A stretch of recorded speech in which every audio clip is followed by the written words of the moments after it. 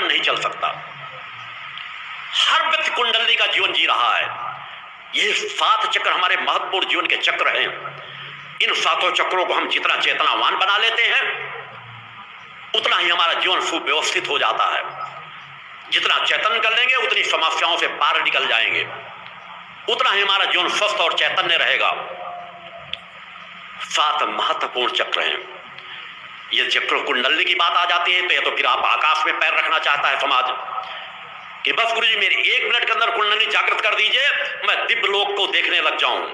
माँ को कह दो माँ आ जाओ मेरे पास खड़े हो जाओ, मेरे शरीर की मालिश करो, मुझे नहला दो, मेरा बिस्तर लगा दो। यही करना चाहते हो, तुम्हारी सोच यही है कि मैं मेहनत ना करूं, परिश्रम ना करूं, मेरा घर धन भंडार से भर दो। नौकर बनाना चाहते हो, नौकरानी बनाना चाहते हो उस जगत जननी को, अरे उनके भक्त बनो। अनंत लोगों की जननी और हम में बहुत बड़ा फर्क है, और वो फर्क अगर मिटेगा तो हमें पात्र बनाने से मिटेगा।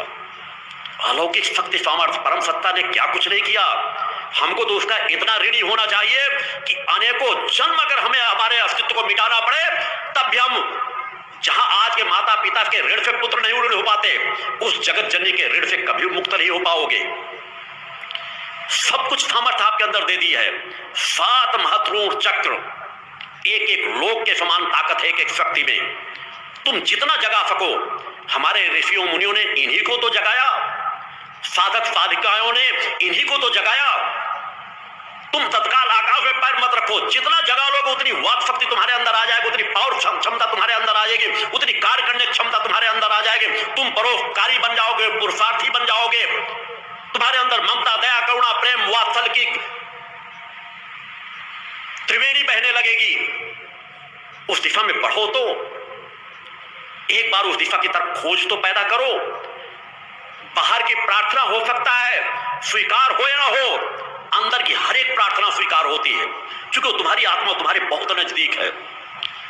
7 चक्रों के अलावा कोई मार्ग नहीं है अपने आप को चैतन्य पथ पर बढ़ाने के लिए, मुक्ति पथ पर बढ़ाने के लिए। मुक्ति का तात्पर्य नहीं शरीर को त्याग कर किसी ऐसी जगह चले जाएंगे जहां हमारा पुनर्जन्म होगा ही नहीं। बड़े बड़े भ्रम जाल फैलाए जाते हैं, गुरु प्राप्त कर लो तो मुक्ति मिल जाएगी, कथा सुन लो तो मुक्ति मिल जाएगी। अरे ऐसे कहने वालों को मुक्ति नहीं मिली। बड़े बड़े कथावाचकों को देखो, वो स्वयं हाथों के में अंगूठियां पहने होंगे रत्नों जड़ित, कि हमारी कथाएं चलती रहे, हमको ग्राहक मिलते रहे, हमें अर्थ का अर्जन होता रहे। उन्हें खुद अपने इष्ट पर विश्वास नहीं है, खुद अपने अंदर बैठी आत्मा पर विश्वास नहीं है। तुम्हें कहते हैं भागवत सुन लो तुम्हारा कल्याण हो जाएगा। एक भागवत का फल ना मालूम कितने गुना है। अगर एक भागवत का फल इतने गुना है तो अधर्मियों, अन्यायियों, तुम ना मालूम कितनी भागवत सुना चुके हो, फिर भी तुम अंगूठी रत्नों के गुलाम बने बैठे हो। तुमने अपने हृदय में अपने इष्ट को स्थापित नहीं किया, तुम्हें अपनी आत्मा पर विश्वास नहीं।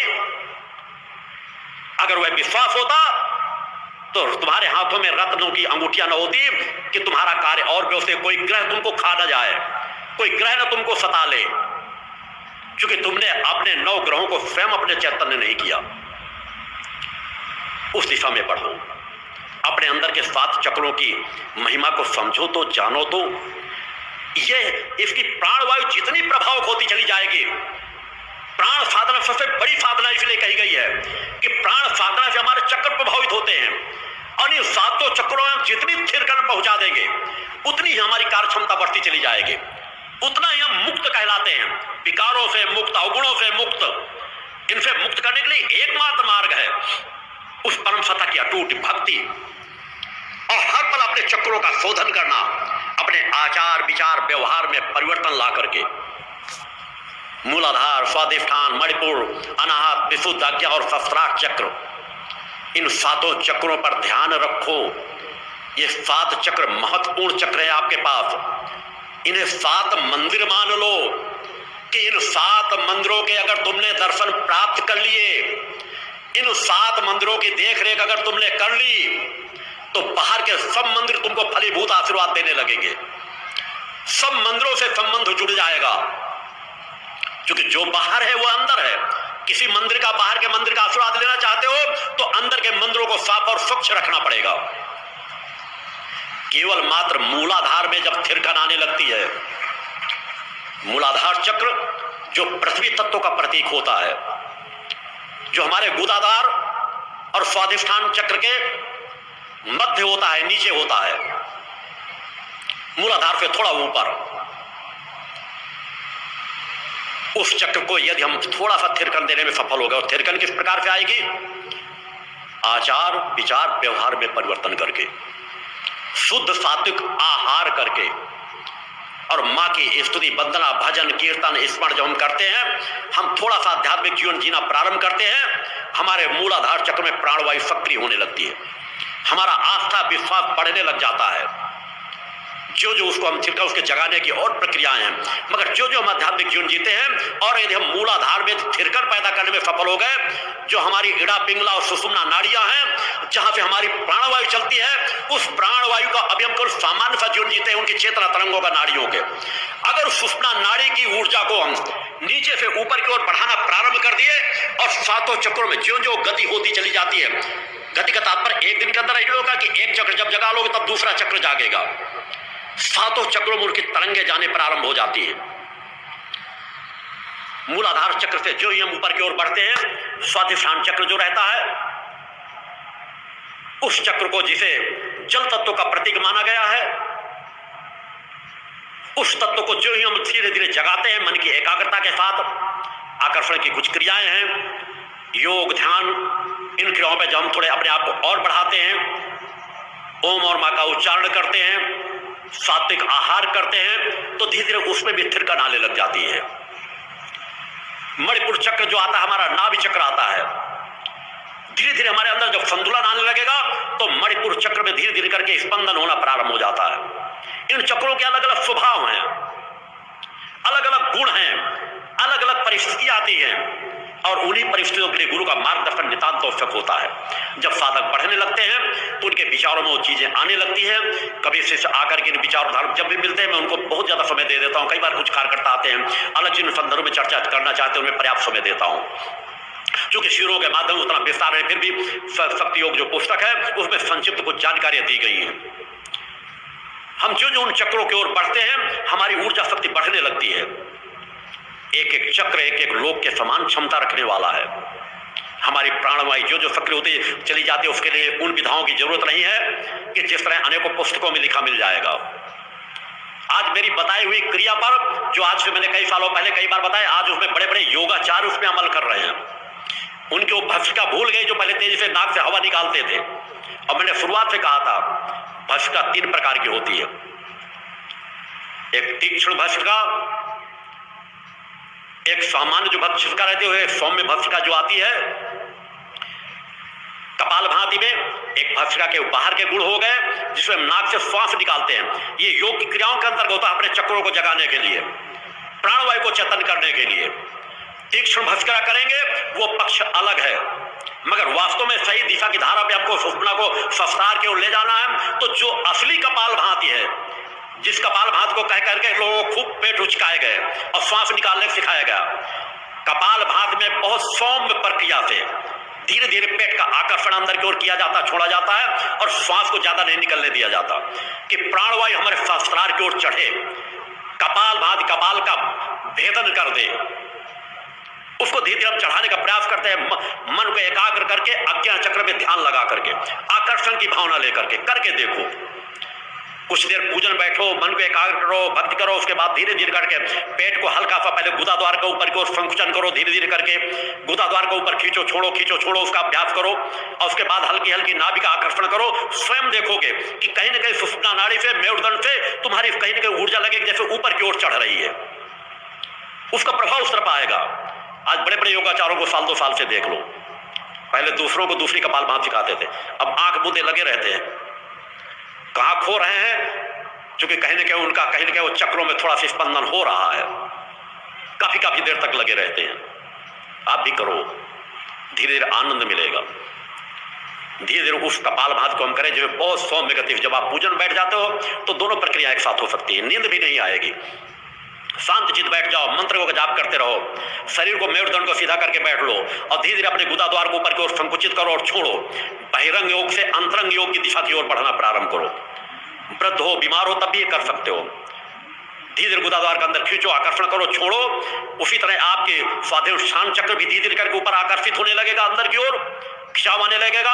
फिर नाभि का जो चक्र रहता है वो धीरे धीरे करके आप अंदर खींचोगे, छोड़ोगे, खींचोगे, छोड़ोगे, धीरे धीरे करके तो प्राणवायु ऊपर की ओर आएगी और फिर मिलेगा वह अनाहत चक्र, हृदय चक्र जिसे कहते हैं, जिसमें पहुंचने के बाद ही साधक के अंदर ममता, दया, करुणा, प्रेम, वात्सल जैसी चीजें जागृत होने लगती है, क्योंकि ये मां का चक्र कहलाता है, वायु प्रधान चक्र है। इस पर पहुंचने पर ही हमारी प्राणवायु ज्यादा सक्रियता से कार्य करने लगती है, हमें नाना प्रकार की अनुभूतियां होने लगती है, हमारा हृदय जागृत होने लगता है। यह हृदय का जिसका तुम जीवन जी रहे हो तो बस जी रहे हो, सांस चलाने का केवल एक माध्यम मान रहे हो। जैसा जीवन चल रहा है वैसा जीवन जी रहे हो। इसे जगा करके देखो, प्रारंभिक स्थिति पर ही देखो, अभ्यास करके देखो। वैसे मैंने चिंतन लिया है कि कभी ना कभी पूरी तरह से इसके लिए अलग ही एक पूरा शिविर लगाऊंगा कि जो इससे संबंधित भाव रखते हो, आगे बढ़ना चाहते हो, वो ही उस शिविर में उपस्थित हो, जिसके विषय में कभी ना कभी डेटा अवश्य दूंगा, उसकी भी जानकारी दूंगा। धीरे धीरे हम जो उसको आकर्षण करते चले जाते हैं तो हमारा हृदय पक्ष जागृत होता है। हृदय पक्ष जागृत होते ही हमारी न मालूम कितनी कार्य क्षमताएं बढ़ जाती हैं और विशुद्ध चक्र आ जाता है। फिर आकाश तत्व का प्रतीक है, जहां हमारे कंठ जिसे कहते हैं, जब हमारा वह जागृत होने लगता है तो हमारे अंदर वाक शक्ति आने लगती है, लोगों की भाषाओं पे पकड़ आने लगती है कि कौन किस रूप में बोल रहा है, उसके अंदर क्या भाव होंगे। किसी वाणी को सुन करके भाव को पकड़ने की क्षमता आ जाती है, अंदर अपने अंदर के सतोगुणी शब्द आपके अंदर से निकलने लगेंगे, आप सत्य वक्ता बनने लग जाओगे, अलौकिक क्षमताएं आ जाती हैं। मगर उन क्षमताओं का दुरुपयोग कोई अगर करना प्रारंभ कर देता है तो पतन होना शुरू हो जाता है। यह छुई मुई के पत्ते के समान है, थोड़े भी विचार निगेटिव हो गए तो वहां से पतन हो सकता है, क्योंकि जब तक आपकी पकड़ अज्ञा चक्र पे नहीं होगी। इसीलिए मेरे द्वारा कहा जाता प्रारंभ भी अज्ञा चक्र है और अंत भी अज्ञा चक्र है। अज्ञा चक्र तक हमें बहुत सजग होकर जीवन जीना चाहिए। अज्ञा चक्र राजा चक्र कहलाता है। सभी पुस्तकें कुंडली जागरण को उठा करके देख लो, सब तुमको अधिकांश जीरो मिलेगी। अगर पुराने किसी ऋषि मुनियों के ज्ञान की दी पुस्तकें होंगी, उनकी बातों को छोड़ दो। आज सब अज्ञा चक्र की बात करने लगे।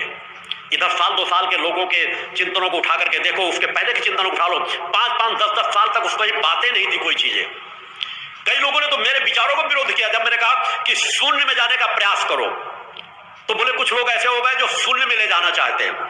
शून्य क्या होता है, आज उसी शून्य का ज्ञान दे रहे हैं। अज्ञा चक्र राजा चक्र होता है, कमांडिंग चक्र होता है, हमारे नीचे के चक्रों को ऊपर आकर्षित करने के लिए। और जब तक हम हृदय पक्ष में आ जाते हैं तो ऊपर की हृदय जिसे मां का चक्र कहा जाता है, मां की शरण तक अगर हम आ गए, मां की ऊर्जा के केंद्र तक, तो बाकी कार्य मां करना प्रारंभ कर देती है। फिर ऊपर का कैसे आकर्षण करना है, आपकी कोशिकाएं जब आप ध्यान में बैठोगे, नीचे चक्रों का प्रयास करोगे, अज्ञा चक्र में ध्यान लगाओगे, तो ऊर्जा शक्ति के आकर्षण का आप स्वतः देखोगे। जो नाक आप सूंघने भर में उपयोग कर रहे हो वो अलग आकर्षित करेगी आपको अंदर की ओर, किस तरह से चेतना को खींचती है। अज्ञा चक्र किस तरह, जैसे प्यासा पानी पा जाता है तो किस तरह पीता चला जाता है। एक सूखी धरती अगर पानी बरसना प्रारंभ हो जाता है तो किस तरह पानी को सोखती चली जाती है। उसी तरह आगे के चक्र आपके प्राणवायु को आकर्षित करते चले जाएंगे, अपने अंदर समाहित करते चले जाएंगे। अज्ञा चक्र जितना चेतन होता चला जाएगा, उसके बाद आपकी पकड़ मजबूत होती चली जाती है, आप विवेकी बन जाते हो। ज्ञान का चक्र कहलाता है, सद्बुद्धि आ जाती है, निर्णय लेने की क्षमता बढ़ जाती है। पूर्णत्व की अलग है उनकी क्षमताओं में वर्णन आप लोगों के बीच नहीं कर रहा, क्योंकि बड़ी उच्चता की बातें हैं। मगर सामान्य अवस्था में जब अज्ञा चक्र पर थिरकन प्राणवायु आ जाती है तो इतनी गुना क्षमता आपकी बढ़ जाएगी जिसकी आपने कल्पना नहीं की। सामान्य अवस्था में जब आप कुंडली का पूर्ण पकड़ नहीं हासिल करोगे तब भी, क्योंकि यह वह पथ है जिसमें 2 कदम चलोगे तो 2 कदम का फल आपके साथ जुड़ जाता है। आपका मन एकाग्र होने लगेगा, आपका मन शांत होने की क्षमता आ जाएगी। चाहे जितनी विषम से विषम परिस्थितियां आए, उन परिस्थितियों में भी आप अपने आप को एकाग्र कर सकते हो। अंदर से आनंद प्रस्फुटित होने लगेगा, अलग चेतनता आना शुरू हो जाती है। अग्रह चक्र का एक अलग ही अपना आनंद है, जिसे राजा चक्र कहा जाता है। तुम्हें पहले राजा की शरण गहना है और फिर स्वयं राजा बन जाना है। पहले तुम्हें आज्ञा चक्र को माध्यम बनाना कि हमारा राजा चक्र है, इसको माध्यम बनाकर के हमें सभी चक्रों को खींचना है। उसमें ज्यादा ध्यान देने की आवश्यकता नहीं रहती, ध्यान आज्ञा चक्र में ही लगाना है। अंदर किस चक्र में क्या थिरकन हो रही, कैसा महसूस हो रहा है, उसका एहसास भी आज्ञा चक्र के माध्यम से करना है और उनको उसी तरह आकर्षित करते रहना है ऊपर की ओर। मैं बहुत सामान्य स्थिति में बता रहा हूं, क्योंकि विस्तार उचित भी नहीं है और विस्तार अभी आवश्यक भी नहीं है।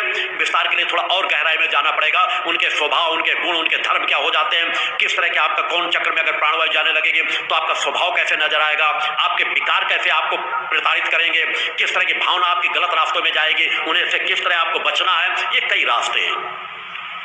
आज्ञा चक्र पे पहुंचने के बाद ही सहस्त्रार अपने आप ऊपर की ऊर्जा अपने आप ऊपर की ओर बढ़ने लग जाती है और सहस्त्रार पर जितना प्रवेश कर जाओगे उसे आनंद का लोक कहते हैं, तृप्ति का लोक कहते हैं। फिर उसके अंदर जो असंख्य कोश का जो कहते हैं मधुमक्खी के छत्ते के समान है, वो इसीलिए कह दिया गया है कि हर जिस तरह मधुमक्खी के कई घोंसले छोटे छोटे बने रहते हैं जिनमें वो शहद भरती है, हर एक में मिठास भरी हुई है अलग अलग तरीके की। यहाँ जितनी मधुमक्खी के छत्ते के समान जो आपका मसीह जिसको आप सामान्य सर समझते हो, वहां अनेकों ऐसी स्थितियां निर्मित है कि जितना उसको जगाते जाओगे वो नाड़ियां जितनी शोधित होती चली जाएंगी, उतनी दिव्यता, आनंद, उतनी प्रकृति सत्ता से कि रहस्यों को जानते चले जाओगे। अनंत लोगों से आपका संबंध स्थापित होता चला जाएगा। जितनी पात्रता आप हासिल करते चले जाओगे तभी आपका ध्यान लगेगा, तभी समाधि की अवस्था प्राप्त होगी। इसके लिए बहुत सहज सरल साधन है। मैंने जो आपको बताया है, ओम और मां का उच्चारण करना, थोड़ी देर नित्य, थोड़ी देर आज्ञा चक्र में ध्यान लगा कर बैठना, अपने तन को शुद्ध रखना, अपने मन को शुद्ध रखना, मन लगा के मां की भक्ति करना जो आपको रास्ते बताए गए हैं। सात्विक आहार करो, किसी का आहित मत करो, किसी का कुछ नुकसान हो जाए तो उसकी भरपाई करो, सद्भावनापूर्ण व्यवहार रखो, परोपकार की भावना रखो। क्योंकि हम अगर जगत जननी से जुड़ना चाहते हैं तो केवल स्वार्थी होकर नहीं जुड़ सकते। यह नाशवान जगत है मगर यह सारवान जगत है, इसलिए हम जगत जननी के आराधक हैं। हमें जितना अपनी आत्मा प्रिय है उस तरह यदि हम जगत जननी जितनी प्रिय है तो जगत